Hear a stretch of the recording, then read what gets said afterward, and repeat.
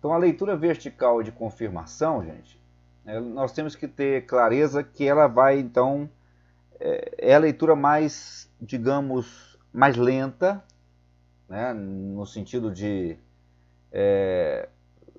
velocidade, né, ela é mais lenta, ela é mais, tem que ser mais atenta e ela tem que ser uma leitura ativa. Então, o que é uma leitura ativa? Leitura ativa é quando você vai ler e vai, ao mesmo tempo que você vai fazendo a leitura, você vai fazendo anotações. Por quê? O que você tem que verificar agora na leitura ativa, nessa leitura para ser ativa? Você tem que verificar se aquele objetivo que as autoras colocou no primeiro parágrafo e aquele caminho que ela marcou ali para você, se ela vai cumprir aquilo ou não. Tá? Ou seja, ela vai passar pelos tipos de planejamento. Como é que ela faz isso? Ela vai destacar as ações principais em cada tipo de planejamento.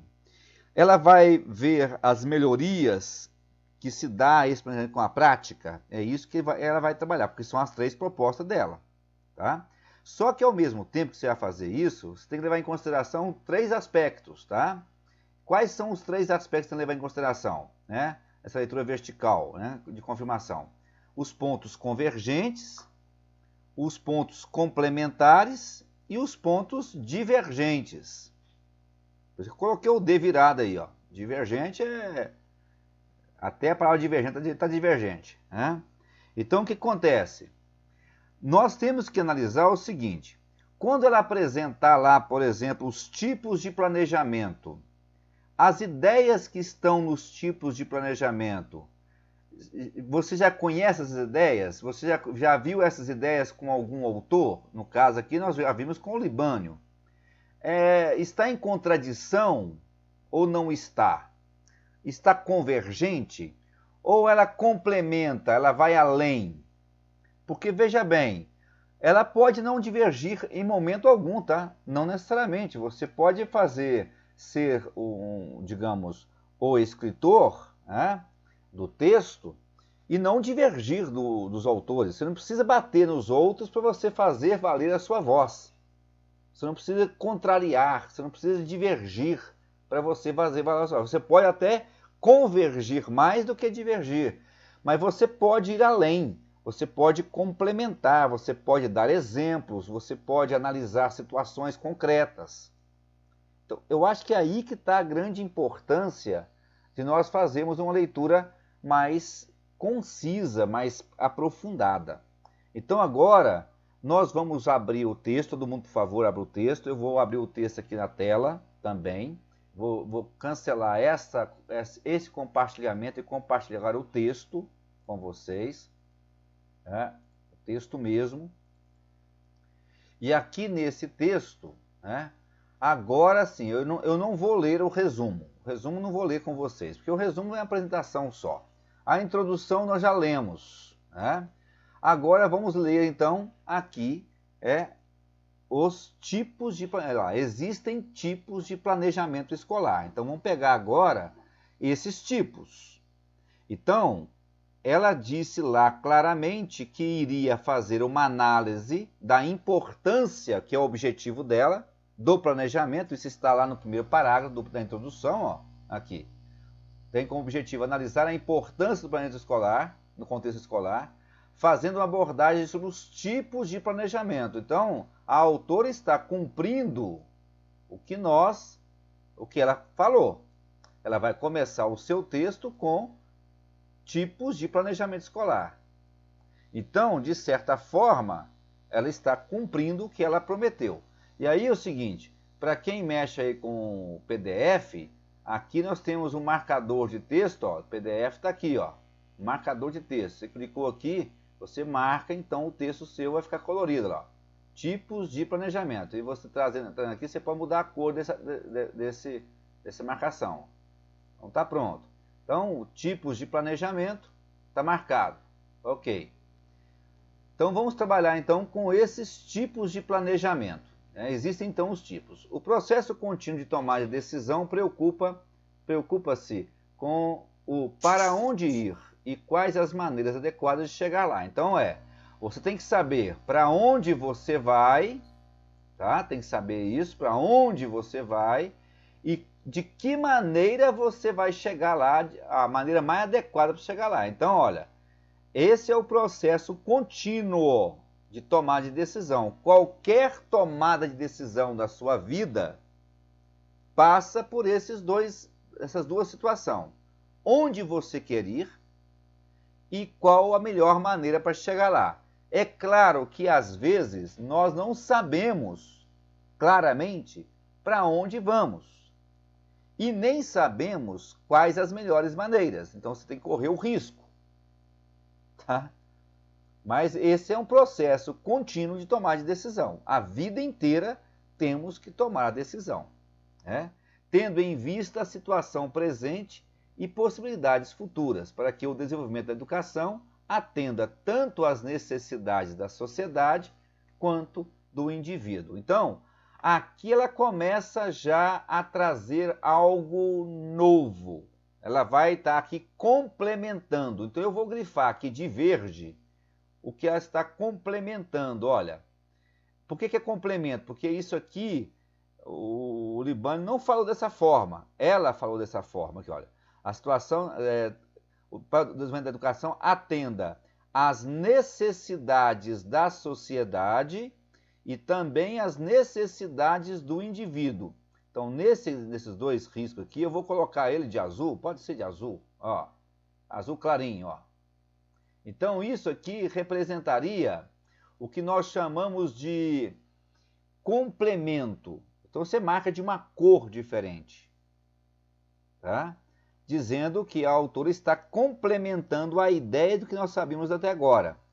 Porque até agora, a nossa ideia de planejamento era para ajudar os alunos a transformar a realidade do aluno e da escola, ou do meio que está inserido. Mas aqui tem algo mais. Vai desenvolver uma educação que atenda também à necessidade da sociedade e às necessidades do indivíduo. E aí, aqui, olha o complemento que vai além, olha. Preocupando o ambiente e o caminho que será percorrido. Então, você tem aqui nessa palavra ambiente algo mais, que é a questão ambiental hoje, no sentido mais eco, né? Você pode trabalhar com outra questão ambiental de convivência, de harmonia, né, entre pessoas, a ambiência da sala, a ambiência da sociedade, os relacionamentos. Então aqui você pode ter duplo sentido da palavra ambiente, né? Então isso daqui eu diria claramente que isso aqui é um complemento. E aí, olha, usando o computador, como eu leio muito no computador, eu venho aqui na caneta e aí eu pego aqui, ó, o AB e coloco aqui na frente. Isso aqui é um complemento. Ó, é assim que eu escrevo aqui, né, no PDF. Então o meu texto vai sendo, digamos assim, marcado e vou fazendo anotações. Isso é uma leitura ativa. Você está o tempo inteiro em interação com o texto. E com isso você não dorme, tá? Aí vem então, olha, a objetividade presente nesse processo de decisão tem muito a ver com a realidade dos alunos e materiais da escola. Já a coerência é a atual relação entre ideias práticas falada e feita em sala de aula, ou seja, usada ou dados exemplificando a maneira coerente a que se relaciona umas com as outras, ideias e práticas. E por fim, a flexibilidade. Olha só, ela está usando aqui quem? Isso aqui é quem? Olha aqui, confirma Libânio. A citação do Libânio aqui, ó. Interessante, ó. Objetividade. Então, essa palavrinha aqui, ó. Eu vou sair desse modo aqui, fechar. E vou pegar agora, voltar ao modo caneta, para que eu possa marcar. Objetividade, eu vou marcar ela não de azul, vai ser de amarelo, porque ela vai ser, nesse caso aqui, convergente, correto?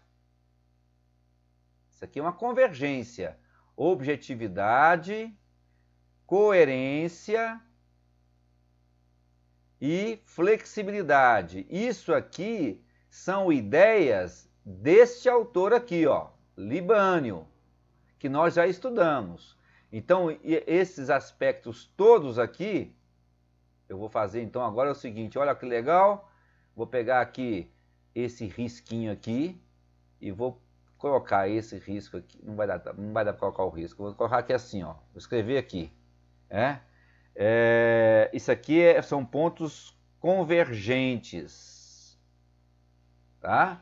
Por que são pontos convergentes? Porque isso são ideias do Libânio e está em consonância. Então, olha, diferença entre objetivo e objetividade, gente. Já é a terceira aula que nós falamos sobre isso. E aí vocês podem ter certeza que o Fonte Boa vai colocar isso na prova. A diferença entre objetivo e objetividade. Objetividade é diferente de objetivo. Objetividade é a relação que existe entre o ensino escolar e a realidade do aluno. Isso é objetividade.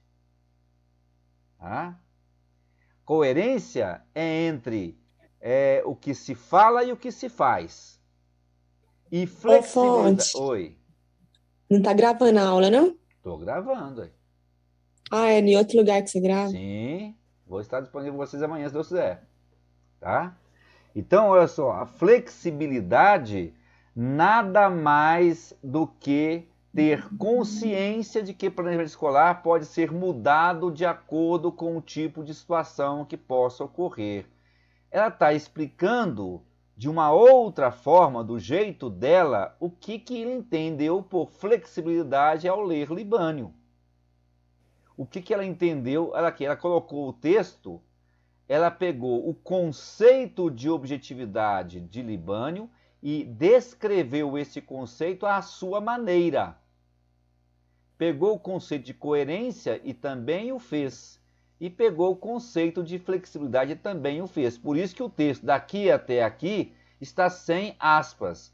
Por quê? Porque esse texto é de Libânio, porém ela está escrevendo à sua maneira. Mas no final ela cita, como afirma Libânio, é o documento mais global, expressa orientações gerais que sintetizam, de um lado, as ligações do projeto pedagógico da escola com os planos do ensino propriamente ditos. Agora, aqui ela cometeu um erro.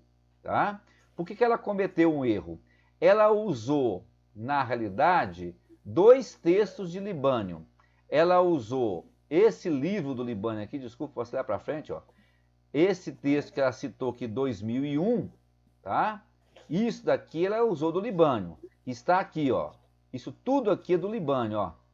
Deixa eu marcar isso aqui, quer ver? Deixa eu sair aqui, fechar aqui, pegar o marcador lá de novo. Tá? Pode ser esse aqui, anotar. Não sei se vai anotar aqui não, vamos ver se vai. Ela pegou tudo isso aqui, ó, do Libânio, ó. Tá? Tá. E o que ela fez aqui? Ela pegou tudo isso, tá? De um livro. Mas essas ideias que estão aqui de objetividade, de coerência e de flexibilidade, não está neste livro do Libânio. Está no livro Didática do Libânio. Tá? E ela não escreveu isso na bibliografia. Agora eu sei disso por quê? Porque eu conheço a obra do Libânio. Tá? E aí acaba que você descobre coisas. Se eu não conhecesse a obra do Libânio, eu teria que, ao corrigir o trabalho dela, fazer a pesquisa para ver se ela está fazendo plágio ou não. Tá?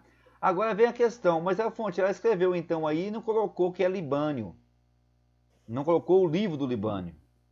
Ela citou aqui outro livro. Tá? Mas aqui tinha que ter citado também o outro livro do Libânio, porque ela usou dois livros na realidade.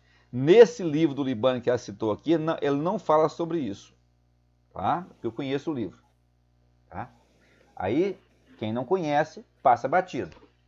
Então aqui, ó, são pontos de complemento e pontos de divergência, beleza? E aí eu vou identificando assim, deixa eu tirar isso aqui fora. Pronto. Então eu vou identificando desse jeito, continuando aqui o texto. No entanto, e aqui ficou ruim. Vou ter que apagar isso aqui. Tem como apagar isso aqui? Eu acho que deve ter, não. Acho que perdi aqui. Eu peguei uma outra caneta para riscar e ficou essa sujeira aqui na tela. Eu não sei se eu consigo apagar isso aqui. Vai ficar com essa marcazinha aí, tá? Não consigo apagar.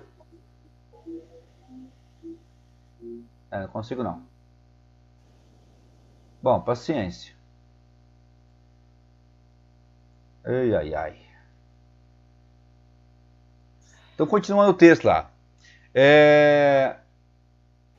No entanto, o planejamento escolar é apontado como alternativa de organização coletiva, em que diversos segmentos envolvendo professores de diversas áreas, alunos, funcionários administrativos e comunidade discutir e decidir coletivamente e publicamente os objetivos, metas, finalidades, valores, atitudes e solucionar os problemas comuns à escola, viabilizando assim a materialização de uma escola realmente democrática e objetiva. Essa expressão toda aqui é também do Libânio. Tudo isso aqui é do Libânio, tá? Só que ela fez o quê? Ela fez com as próprias palavras dela, tá? Deixa eu apagar isso aqui. Acho que consegui a borracha aqui. Isso. Só que aí acontece, tudo bem, ela fez então aqui no caso, ela fez então uma anotação, né? Digamos, o que ela abordou nesse parágrafo aqui, deixa eu tirar essa borracha fora. Ai, ai, ai, tô apanhando aqui hoje.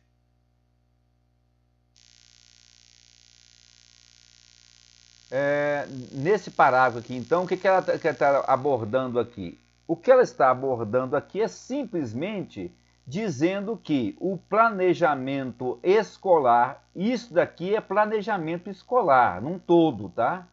É o PPP. Se você quiser anotar isso, né, eu faria aqui, ó, uma observação aqui, ó, seria o PPP da escola. Porque no PPP da escola é um planejamento coletivo. Ela não disse aqui a palavra PPP, é eu que estou interpretando esse texto. No PPP, que é a organização coletiva, você aborda objetivos, metas, finalidades, valores, atitudes. Ou seja, o que o PPP faz? Ele não vai pegar lá, adequar o plano nacional oficial com a realidade da escola? Isso, na obra de Libânio, ele chamou de planejamento escolar, que é o nosso PPP. E aí você tem que trazer os planos oficiais do governo, que é BNCC, Currículo de Minas Gerais, Parâmetros Curriculares Nacionais, Lei de Diretrizes e Bases da Educação, que são programas oficiais do governo, e trazer para a realidade escolar. O Libânio fala de planejamento escolares. Aqui, ela também fala de planejamento escolar, mas só que isso é PPP.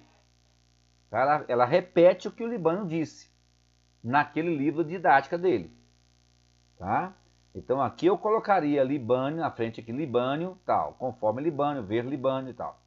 Devido ao enorme grau de complexidade dos problemas nos dias de hoje, maior é a necessidade de planejar. Se em qualquer atividade de nossa vida exige um planejamento, a educação não foge dessa exigência. Mas, infelizmente, em algumas situações, ele tem sido utilizado de maneira errada, onde se reduz à atividade em que o professor preenche e entrega na secretaria da escola um formulário em que é padronizado e colocado em colunas e o docente redige os seus objetivos gerais, objetivos específicos, conteúdos, estratégias e avaliação. Olha que legal, ela está fazendo uma crítica à burocracia escolar, onde às vezes o planejamento vira apenas um formulário a ser preenchido e não reflete uma ação prática do professor. Então isso aqui é uma crítica que as autoras estão fazendo ao conceito de burocracia. A burocracia escolar. E olha, gente, tem escola que adora um papelzinho, tá? E tem pedagogo que adora papelzinho também, viu? Cheio de papelzinho. E vai ver, gasta-se muito tempo para preencher esses papéis e o que é mais importante fica de lado. Então, a crítica aqui, que ela está chamando a atenção, é que o planejamento não pode ser apenas essa obra de ficção. Ou seja, o planejamento não pode se tornar uma obra de ficção ou uma metáfora ou simulacro da realidade. Tá? Eu estou transformando tudo isso que ela disse aqui em uma frase. Eu estou organizando as ideias da autora. Tá? Estou lendo o texto, tentando entender o texto.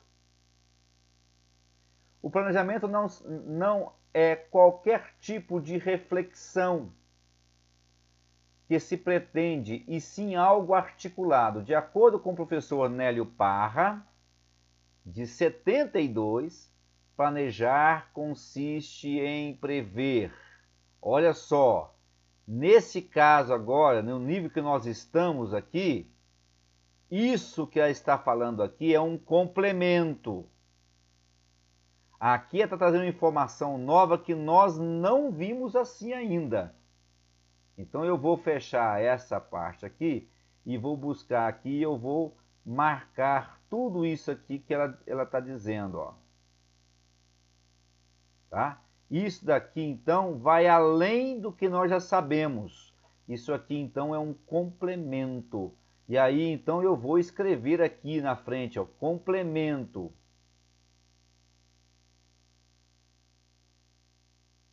Tá? Olha, lembra que nós falamos que tem que ter ideias divergentes, convergentes e complementares? Então, isso aqui é um complemento. Está indo além do que nós já sabemos já. Planejar consiste em prever e decidir sobre o que pretendemos realizar, o que vamos fazer, como vamos fazer e o que é, como devemos analisar a situação e a fim de verificar se o que pretendemos foi atingido. Então aqui, olha, nós temos objetivo, como fazer, método e avaliar. Então aqui eu tenho três coisas. Eu vou planejar, que é o quê? Prever o que pode acontecer. Eu vou fazer a ação, vou decidir, vou agir. E depois devemos analisar a situação a fim de verificar. Então eu vou fazer o quê? O que é verificação? Avaliação. Então eu vou colocar aqui, ó, outra vez, a palavrinha aqui embaixo, ó, verificação, eu vou colocar aqui avaliar. Então a avaliação está presente aqui, ó. Vou puxar isso aqui para baixo, ó. Então eu tenho aqui avaliar, planejar, aos verbos aí, ó. Planejar, avaliar, decidir. Então você planeja, age e avalia. Três coisas. Então eu posso até destacar mais aqui, ó. Se eu marcar outra vez esse texto aqui, planejar aqui, ó, outra vez esse texto e colocar outra marca, e depois de novo ele vai ficando cada vez mais amarelo. Quanto mais você marcar, mais amarelo ele fica. Então, ó, eu vou marcar aqui de novo. Epa, não vai dar. Tem que dar. Não deu. Não aceita fazer, não. Então, aqui verificar. Não deixa.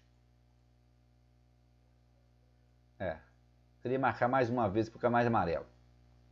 Então, veja bem. Você tem aqui, então, o verificar, o que é o avaliar, planejar e decidir. 3 verbos. Então, o que esse Nélio Parra, utilizado pelas autoras, trouxe de novidade? A novidade clara que esse complemento que ela trouxe é que o planejamento é composto por três etapas, 3 atitudes. Antecipar ou prever o que vai acontecer, tá? Agir e depois avaliar. Tá? Isso é o planejamento escolar. Aí ela começa então agora o título, planejamento escolar. Aqui ela fez a introdução da análise dela. Ela não fez a introdução do texto. Ela introduziu a análise. Aí começa então agora quais são os tipos de planejamento. Planejamento escolar, e aí vai cada um. Educacional, tá vendo? Aqui ela está marcando o quê? O que é isso aqui? Curricular. E são tipos de planejamento, de ensino e planejamento de ensino, plano de curso, plano de unidade, plano de aula. Aí nós temos algumas novidades. Eu poderia ler o texto inteiro com vocês aqui, mas não vou fazer isso não. Por quê? Eu vou ler a parte final que é mais importante para a gente que vai complementar mais. Por quê? Planejamento escolar, nós já vimos com Libânio. Nós sabemos que ela adota Libânio aqui. Então eu não preciso ler esse texto aqui novamente, porque eu sei que esse texto vai trabalhar sobre planejamento escolar. E aí eu vou só passar os olhos rapidamente. Tá? Aqui está, previsão, coordenação e revisão. Então, 3 palavrinhas-chave aqui. Ó. Revisão, organização e previsão. Então, isso é o planejamento escolar. Inclui essas 3 fases. Depois, o planejamento escolar é meio. Tá? É um caminho. É um veículo. Lembra que ela usou o termo veículo no texto dela na introdução? É um veículo. Ou na conclusão, se não me engano, na conclusão. Tá? É um meio, é um caminho, não é um fim em si mesmo. O Libânio fala isso claramente. Então, isso aqui vai convergir com as ideias do Libânio. Então, aqui nós temos uma conversão, uma convergência. Tá? E aí é interessante, se você observar, como o autor aqui em cima disse que planejar consiste em prever, decidir e avaliar, são 3 coisas. Aqui também tem 3 coisas, né? Ó, organizar, coordenar, prever, organizar e coordenar. 3 situações também. E revisar, ó. Tá vendo? Ó? Interessante isso, ó. Parece que as tríades estão aí, né? Então existem vários níveis de planejamento que contemplam, interpretam e compõem o currículo da escola. O planejamento de um sistema educacional, de um currículo e o didático. Então são 3 níveis. Isso daqui, gente, é uma novidade. Tá? Isso daqui é um conhecimento que até então o Libânio não aborda desse jeito. Então, ó, planejamento são 3 tipos de planejamento. O Libânio fala em planejamento escolar, plano de curso, plano de aula. Aqui ela está falando planejamento do sistema educacional, do sistema, do currículo e o planejamento didático. Então, olha só que coisa diferente. O planejamento do sistema é de um nível, é um nível geral. É um nível sistêmico, é um nível do governo federal. É o que o Libânio chama de planos oficiais. O planejamento do currículo já é regional, né? Ou seja, cada currículo é formado conforme a realidade do aluno. Seria o que nós chamamos de currículo de Minas, né? Regional, estadual. E o planejamento didático do ensino e de ensino é o escolar, é o que acontece na unidade escolar. Então você pode dizer aqui, colocar aqui, se você quiser, ó, esse daqui seria no nível da escola. Esse seria no nível da escola. Esse daqui seria no nível do Estado, né? Do Estado enquanto unidade federativa, né? Estado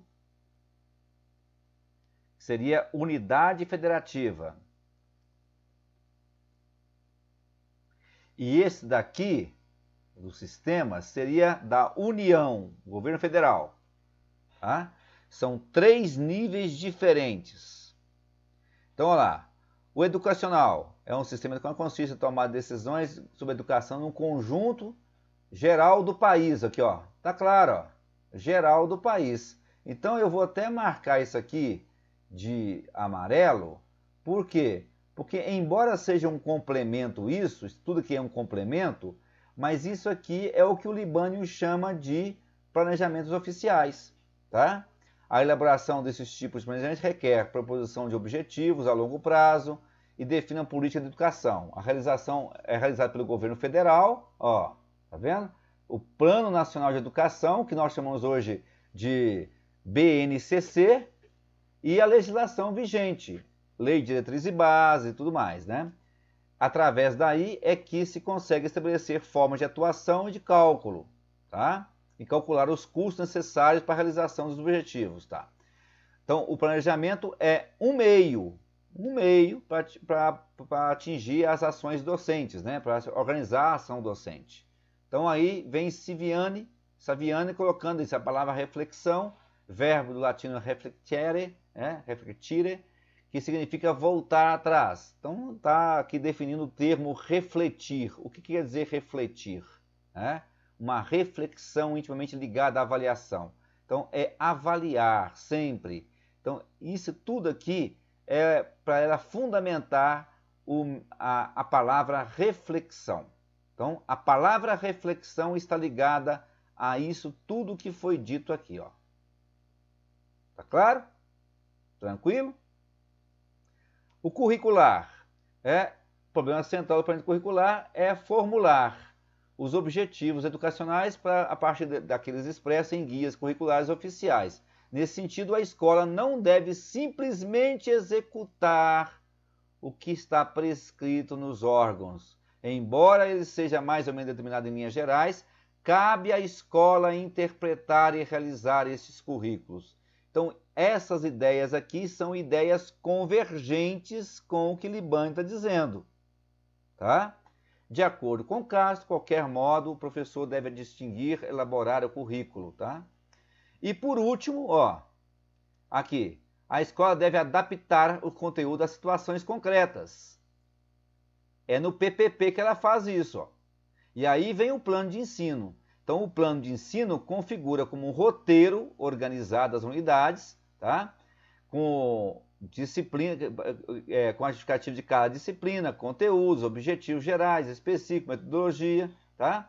Tais elementos visam assegurar a racionalização, a organização e a coordenação dos trabalhos, tá? Então, é interessante essas 3 coisas, ó. São 3 palavrinhas aqui que é a finalidade do planejamento de ensino. Tá? Aí Vasconcelos define que o projeto pedagógico é um instrumento, projeto político pedagógico, o PPP, tá aqui o PPP de novo, ó. Tá? Então esse aqui é o PPP. Vai terminar a aula agora, viu, gente? A gente volta em seguida, falou? Perde tempo não. Podemos dizer que o planejamento de ensino é a especificação do planejamento do currículo. E aí, então, ela vai analisar o plano de curso. Então, o plano de curso e o plano de aula, de unidade de aula, são 3 unidades para dentro do PPP. Então, o PPP vai ser desmembrado em 3 planejamentos. O Libânio só põe plano de aula. Aqui ela vai complementar, para a gente dar continuidade. Aí o seguinte, aqui tem uma diferença agora de estrutura. Enquanto que o Libânio coloca apenas abaixo do plano de curso, do PVP, o plano de curso e o plano de aula, essas meninas aqui, ela vai desmembrar um pouco mais isso. Para as autoras, né? O que importa é desmembrar um pouco mais. Então, aí você pode dizer que o que ela chama de plano de curso é o plano de ensino que o Libânio trabalha. Então, não tem muita novidade aqui. A novidade que tem aqui é que ela propõe aqui, isso aqui é um complemento, ó. Ela propõe aqui um plano de unidade. O que seria esse plano de unidade? Tá? O plano de unidade refere-se aos assuntos das disciplinas que formam um todo completo, em que são desenvolvidos no espaço correspondente a uma ou algumas aulas. Importante notar que a elaboração de planos de unidade não impede que o professor proceda também o planejamento de cada aula. Ou seja, ela chama de plano de unidade quando você junta mais de uma aula para você preparar aquele conjunto de aulas.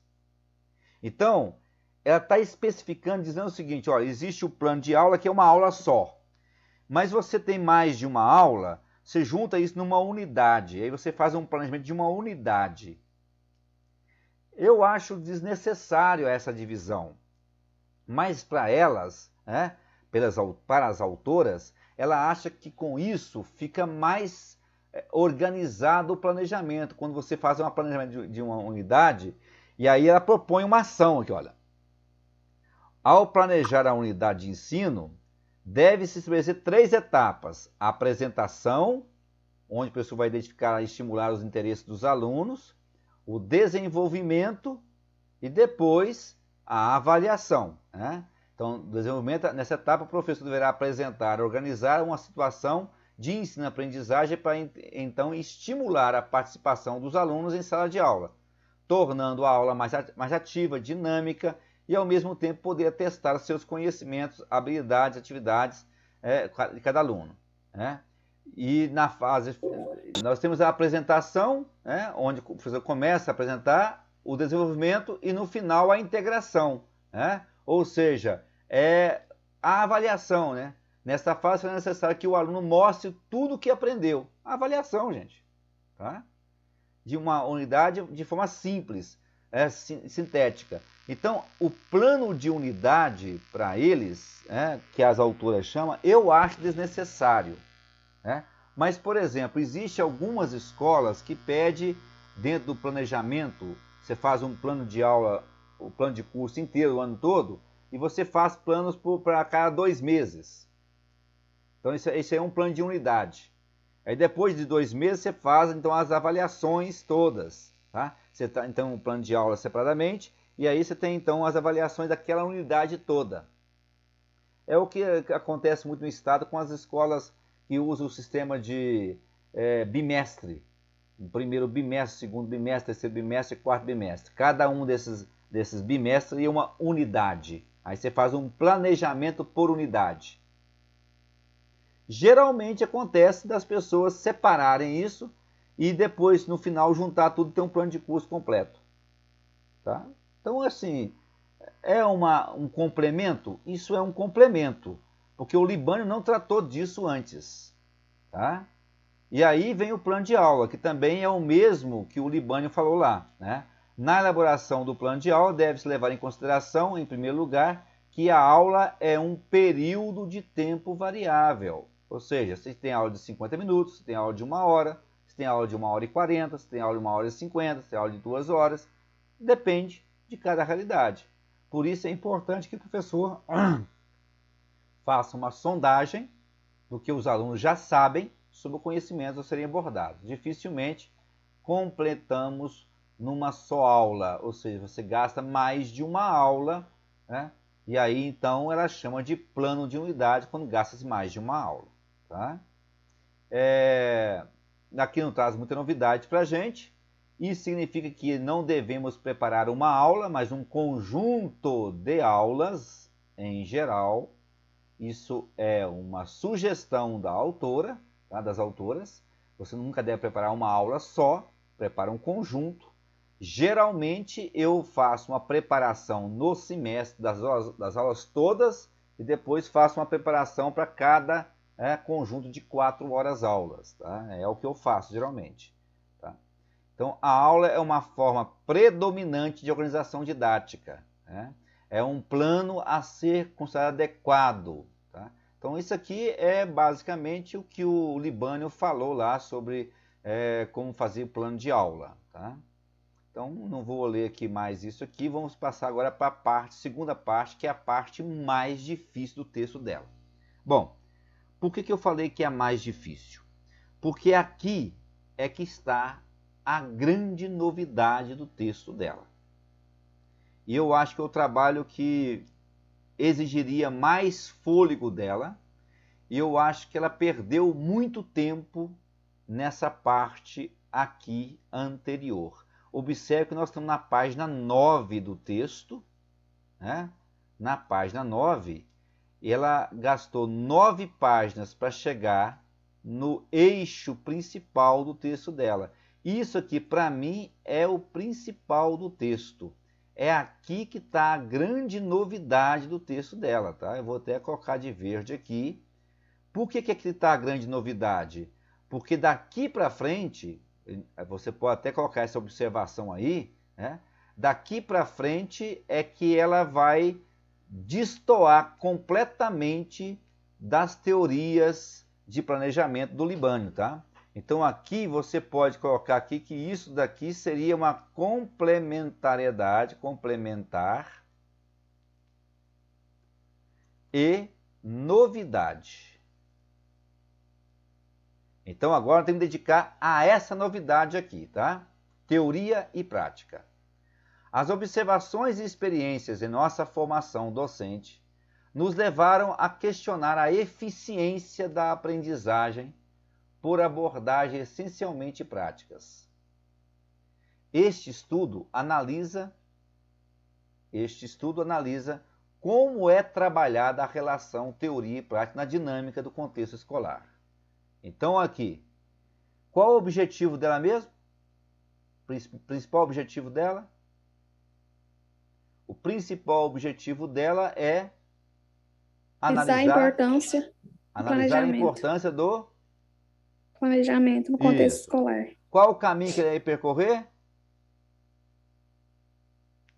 Ela ia percorrer os tipos de planejamento que ela fez até agora, não foi? Até agora ela fez só isso. E agora ela vai entrar nas principais ações, ou seja, como a teoria e a prática pode demonstrar a importância do planejamento. Então aqui a gente entra na segunda fase da análise textual dela, que está lá no primeiro parágrafo do texto, lá em cima. Então, ó, as observações e experiências em nossa formação docente nos levaram a questionar a eficiência da aprendizagem por abordagens essencialmente práticas. Até que ponto uma abordagem essencialmente prática realmente produz conhecimento? Tá? Então ela fala assim, olha, o planejamento escolar para nós professores é como uma bússola que temos, serve para nos orientar em plena sala de aula. É nele que colocamos tudo o que achamos necessário para ter uma aula com bons êxitos. Desde as atividades materiais que norteiam e ajudam o professor para as aulas, planos de escolas, planos de ensino, nos quais são fundamentais a objetividade, a coerência e a flexibilidade. Ela retoma esses 3 conceitos aqui. Esses 3 conceitos aqui é de quem? Do Libânio. Tá? Então ela retoma esses 3 conceitos. Tá? E agora ela vai explicar o que é objetividade de novo. De novo aqui, ó. A objetividade tem tem muito a ver com a realidade dos alunos. Tá? Depois ela fala da coerência, aqui. Ela fala coerência. Eu vou até grifar isso aqui para vocês. Ó. Objetividade, coerência. Deixa eu marcar aqui. E a outra, flexibilidade. Tá aqui. Então ela está repetindo de novo. Está repetindo. Ela está introduzindo. Olha, nesses dois parágrafos aqui, ela está fazendo uma introdução na análise dela. E aí vem lá, ó. Coerência é relacionada com outras ideias e práticas, e por fim a flexibilidade, que é a capacidade de ter consciência de que precisa mudar quando tem que ser mudado, tá? Que pode ser mudado de acordo com o tipo de situação que ocorrer. Então isso é a flexibilidade. Tá. E aí ela vai lá. Mas o planejamento não garante um bom desempenho por si só. Isso também o Libânio disse. Tá? Tudo isso aqui é ponto convergente. O planejamento não garante um bom desempenho por si só. É preciso que venha acompanhado de conhecimento didático. Olha aí, gente. E da sua experiência prática. Lembra que o texto do Libânio fala claramente que quanto mais experiência o professor vai testando, vai colocando, anotando o seu planejamento, vai organizando, isso vai melhorando o planejamento? É isso que elas estão falando aqui, olha. A nossa prática ajuda a melhorar o nosso planejamento. Então a relação teoria e prática é fundamental. Gente, nós temos que ter conhecimento. Isso é fato. Mas só conhecimento não serve. Eu tenho que ter conhecimento e eu tenho que praticar tais conhecimentos para ver se a nossa experiência vai solidificar esses conhecimentos ou não.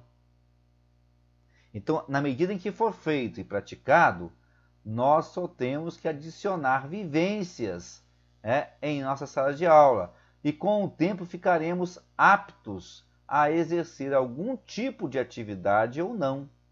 Em geral, o planejamento realmente resume-se em bússola, que nos dá um alicerce para praticarmos nossa profissão. Olha aqui aquela confissão de crença que está lá nos dois últimos parágrafos da introdução, que está no texto aqui. Ela fez o estudo do texto, chegou a essas conclusões e colocou isso na introdução para chamar a atenção. Então, olha, esta parte do texto aqui, gente, é muito importante. Se é muito importante, claro que o Fonte Boa poderá chamar isso na prova. Tá? Eu estou falando com vocês, assim, claramente, sobre prova, porque eu percebo que vocês às vezes não entendem o que eu pergunto na prova. E o que eu pergunto na prova é o que está no texto. Então, por que a prática do professor é importante para a melhoria do nosso planejamento? Porque você tira uma ideia, você tem uma ideia lá, você para atingir o objetivo, você pratica e você vai vendo os problemas que vai dar nessa aplicação. E aí você pode alterar esse planejamento para atingir aquele objetivo da sua ideia principal. Então, a prática, se você faz uma prática reflexiva, ou seja, você pratica e olha para trás, vê o que você fez, você vai melhorar a qualidade do seu planejamento. Teoria e prática têm que andar assim, um ajudando a refletir o outro. E é essa reflexão, e aí vale a pena você ler de novo aquela teoria, aquela citação do Silvian lá em cima, sobre o que é reflexão. Isso é reflexão, sobre a prática. Tá? Então, basta compararmos na atualidade as grandes diferenças existentes entre um professor bem preparado, que faz seu planejamento de acordo com todos os aspectos que compõem a sala de aula, e aqueles que não dão atenção para as mudanças que ocorrem na sala de aula. Professor tem que estar atinado o tempo inteiro, né? Vocês às vezes acham que não estou vendo as coisas na sala, eu estou vendo. A gente está preparado para isso, por isso que a gente tem que mudar de postura às vezes. Fazer a conversão, fazer a reflexão. Eu sei quando a turma não está gostando da aula, quando a turma está dispersa, quando a turma está ativa. Você vê o aluno na sala de aula. Então, o que chama atenção aqui, qual a diferença do bom professor e do mau professor? O bom professor está bem preparado, está atento ao que está acontecendo. O mau professor nem sabe o que está acontecendo na sala de aula. Tá? Então, a teoria quer dizer um conjunto de conhecimentos que explicam a realidade. Isso é teoria. Olha o conceito de teoria aqui, ó. Guarda isso. Teoria é um conjunto de conhecimentos que explicam a realidade. Ou seja, explicas os fenômenos e suas causas. Fenômeno é todo e qualquer acontecimento na realidade. No planejamento, a teoria é um fator importante e decisivo. Sem ela, não é possível a execução das atividades. Muitas vezes falamos, isto é assim na teoria, mas na prática não funciona. Por exemplo, quando existe interesse da atividade para uma determinada disciplina, você pode ter uma atenção voltada ou não para aquele assunto. Se ele causar prazer, desenvolverá a aprendizagem. Caso contrário, não passará de mera teoria. Mera teoria. Isto é, a escolha da teoria que vai estar em função do que você deseja fazer, para resolver problemas práticos. Se você tem interesse naquela teoria porque ela tem a ver com a sua prática, você aprende aquilo com muito mais prazer. Você passa a gostar daquela teoria. Tá? Senão fica só teoria pela teoria. Então o que vai dar prazer na teoria são os problemas práticos vividos por nós. No cotidiano dos educadores, todos têm a obrigação de elaborar um plano de aula para a regência de uma aula. Sentimos muita dificuldade em montar uma aula clara e objetiva para os alunos no ensino fundamental e médio.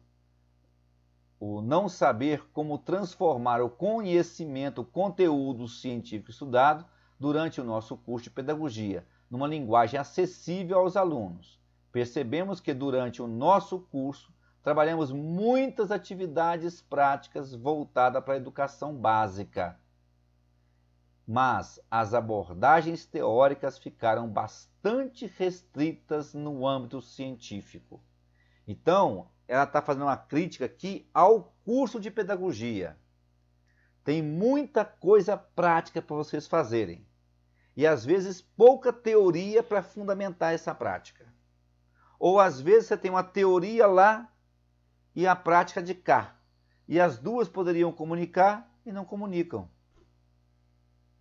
E não dialogam. Então vocês podem nos ajudar a melhorar o nosso curso. Vamos tentar propor aos professores uma atividade que vai unir teoria e prática? A teoria é tão importante quanto a prática. Nenhuma das duas é mais importante que a outra. Vamos fazer praticamente? Vamos, mas e a teoria? Ter conhecimento teórico é fundamental, gente. É tão importante quanto. E aí ela vai citar mais um autor, ó, que está lá na bibliografia lá embaixo, Fiorentini, né? As pesquisas sobre ensino e formação de professores priorizam o estudo dos aspectos políticos e pedagógicos amplos, tá? Sendo os saberes escolares, os saberes docentes muito pouco valorizados. Então, olha só, esse autor aqui valoriza muito aspectos gerais, políticos, teóricos, e não valoriza os saberes escolares docentes, né? Do professor, da prática. Aqui já é um outro ponto de vista. Você valoriza demais a teoria e não olha a prática. Então parece que é uma dicotomia. Inclusive ela vai usar esse tema mais na frente. É uma visão dicotômica, ou seja, eu não posso misturar teoria e prática. O que ela está chamando a atenção é, misture teoria e prática. Tá? Vamos ver isso aqui na prática agora. Vamos ver agora a teoria. Então nós temos dois teóricos aí. Né? Então é importante saber isso. Né? Essa situação nos incentivou a buscar uma melhor compreensão em relação à teoria e prática. É estruturada no âmbito do contexto pedagógico, a importância da unicidade desses dois polos na prática pedagógica. A importância da unicidade dos dois polos. Quais são os dois polos? A teoria e a prática. Então, é preciso unir esses dois polos para que a nossa prática pedagógica seja melhor. E aí ela vai citar o Kandal. E aqui tem tem um erro. 1, 2, 3, tem. Aqui tem um erro. Tá? Um erro de formatação. Esse parágrafo aqui deveria estar recuado como os outros lá estão recuados. Com letra menor e com espaço menor entre as linhas. Tá? Por quê? Porque é uma citação longa. Citação longa são mais de 3 linhas. Aqui tem 4 linhas. Se são mais de 3 linhas, tem que ter o recuo. Tá? Então ela citou aqui uma citação, está entre aspas, ó. Tá? Então isso aqui é um texto igualzinho, é o Kandal, seria mais um autor lá embaixo, você marcar um xizinho, que é um ator importante, tá? Ela citou aqui ele inteirinho aqui, ó. Tá? Fora do recuo. Está mal formatado o texto dela. Ainda segundo os autores, a relação entre teoria e prática pode ser fundamentada em 2 esquemas, a visão dicotômica e a visão da unicidade. E ela vai optar por qual? Da unidade, porque a dicotômica não serve. Tá? Então a visão dicotômica é a visão de separação teoria e prática. O que ela quer? Ela quer uma visão da unidade. Tá? As autoras não defendem qual visão? Da unidade. Aí uma boa questão de prova aí. Tá? Se os autores identificam 2 tipos de visão, qual das visões ela defende? Tá? A visão da unidade. E por quê? Fundamente. Né? Porque, segundo elas, a dicotomia entre teoria e prática não auxilia o desenvolvimento de planejamentos pedagógicos de boa qualidade. Tá? A separação ou mesmo a oposição entre teoria e prática é frequentemente denunciada pelos educadores, ao mesmo tempo em que é explicitado o desejo de buscar novas formas de relacionamento entre as 2 dimensões da realidade. Quais são as 2 dimensões? Teoria e prática. Tá? Em seus estudos, os autores afirmam que, por um lado, está a tendência de enfatizar a formação teórica, estimulando o contato com os autores considerados clássicos, sem se preocupar em modificar ou fornecer instrumentos para intervenção na prática educacional. A contrapartida, o foco pode estar na formação prática. Então você pode ir por um lado ou por outro. Isso é dicotômico. Tá?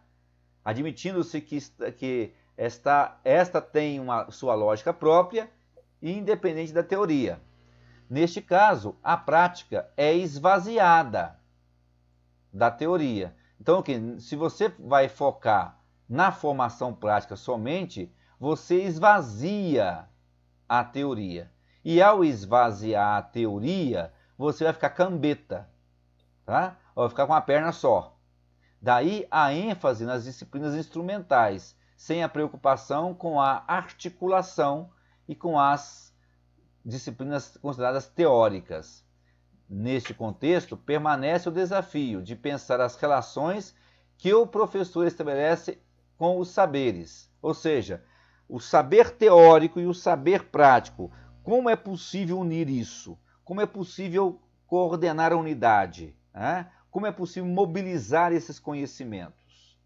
Então, trabalhando as diferenças entre cientistas, entre o cientista e o professor do ponto de vista da relação com o saber, e colocando em choque a aprendizagem empírica e a ciência. A aprendizagem empírica é da experiência e a ciência é a teoria. E mostrando que cada um tem um seu espaço que trata do indivíduo. Essa parte toda aqui é importantíssima, gente. Tá? Então aí, para terminando o texto já, mais 3 para terminar o texto, ela vem dizendo o seguinte: a busca pela união entre teoria e prática é uma busca constante. Tá? Então, há uma busca constante de teoria e prática. E os estudos, nesse sentido, continuaram por vir. Mas as barreiras existem, a sua unificação. Mas a barreira existe, sua unificação, existe unificação, é almejada por diversos educadores, que visam o certo e o óbvio. Tá? Essa visão é óbvia. Precisamos romper essas barreiras. Elas estão aí, elas existem. Tá? Assim, pode-se constatar que há uma clara divisão de tarefas dentro do currículo do curso. Tá? Então, havendo pouco diálogo, esse é um grande problema, que implica na dicotomia entre teoria e prática na formação do professor. Poucas matérias se propõem a fazer a relação entre esses dois polos. Além disso, percebe-se a dificuldade em se trabalhar este aspecto. Ou seja, que aspecto? Unir teoria e prática. Estabelecer uma relação entre este quadro teórico e a prática docente, tá aí, tem sido um grande desafio. Muitas vezes existe a sensação de que há pouco interesse por parte dos alunos por este conhecimento.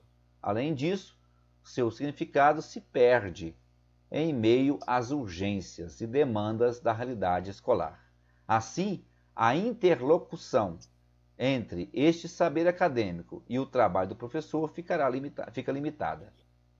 No referencial teórico que norteou esse trabalho, encontramos fundamentações para as nossas queixas a respeito da separação ou mesmo da oposição entre teoria e prática, apesar do desejo de buscar novas formas de relacionamento entre essas duas dimensões da realidade, o que se observa na maioria dos casos de preocupação do docente é que se prioriza a visão dissociativa, ou seja, mesmo nos estudos que elas fizeram, a conclusão delas é que ainda se prioriza a separação entre teoria e prática, mesmo manifestando o desejo da importância de unificação desses dois campos.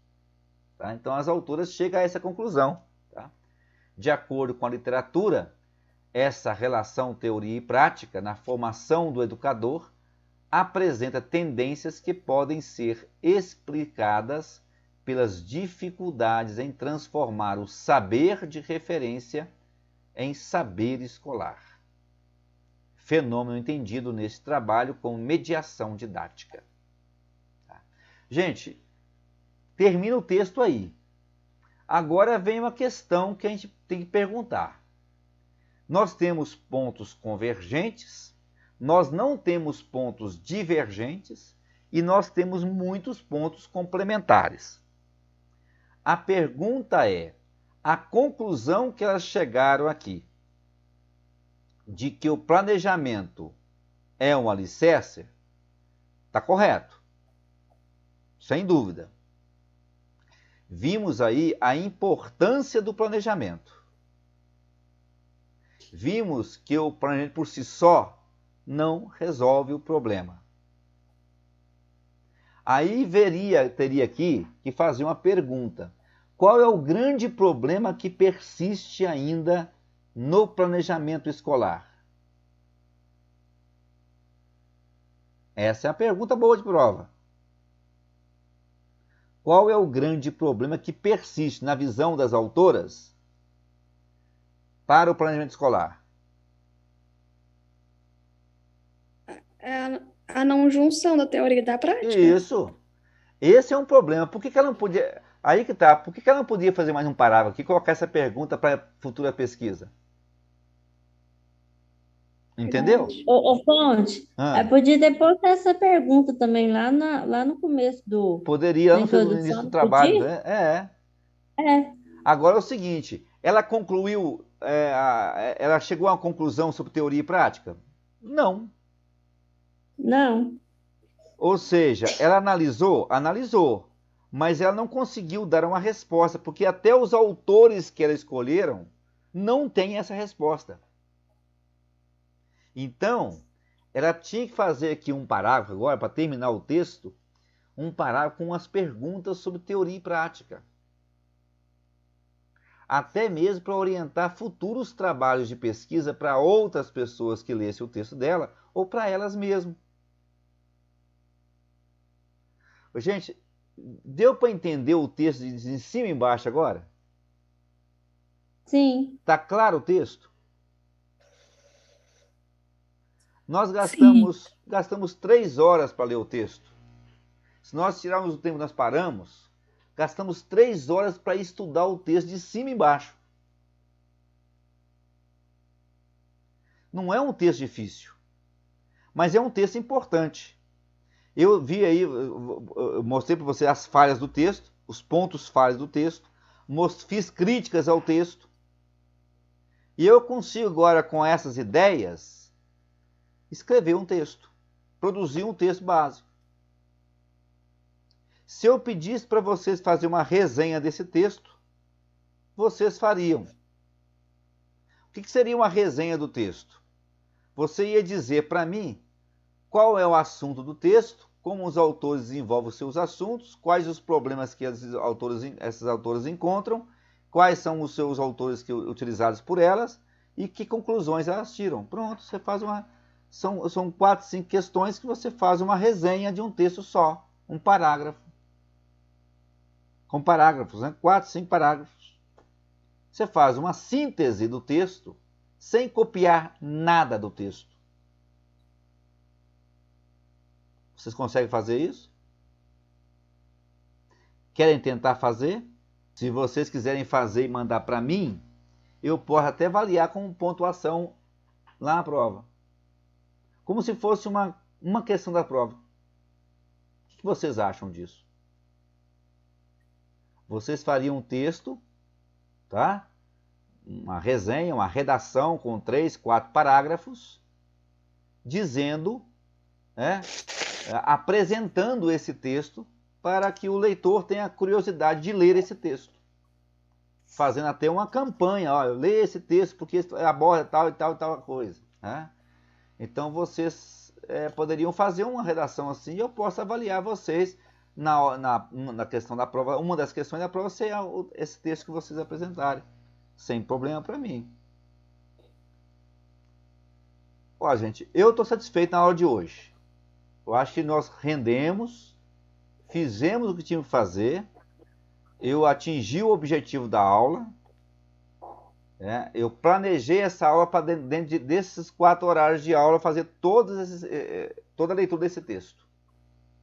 Agora, quem leu o texto antes? Ficou mais fácil de entender o texto depois da leitura? Ficou. Demais da conta.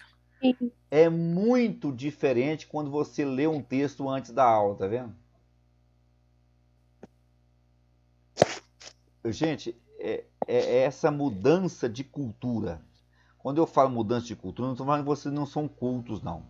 É mudança de hábito. Nós temos que mudar o hábito dos alunos. Vocês estão no 5º período e vocês ainda não mudaram o hábito. Qual é o hábito de vocês? Esperar que o professor explique as matérias todas do texto.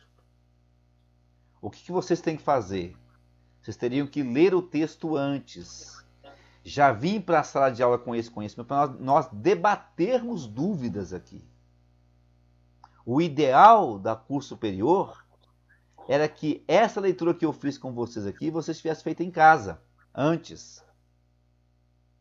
Como eu percebi que a turma não tem esse hábito desse tipo de leitura, eu resolvi mudar a minha maneira de dar aula para ensinar vocês primeiro a como fazer esse tipo de leitura.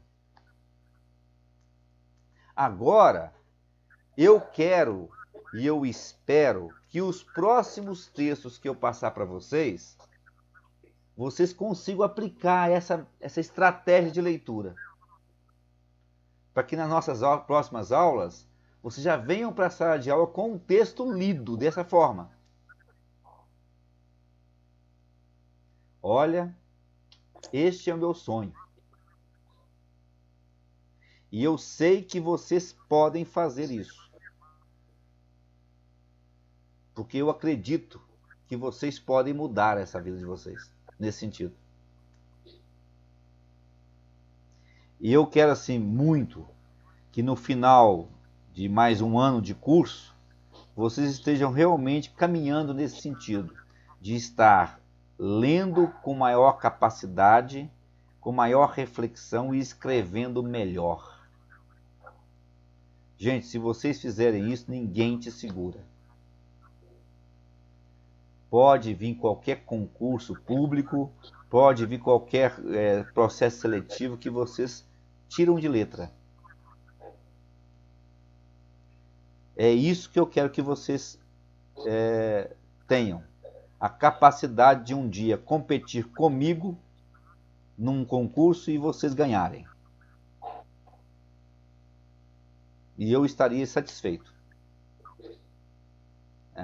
Como eu faço isso, falo muito, brinco muito, mas eu tenho colegas de trabalho hoje na minha escola que foram meus ex-alunos na faculdade.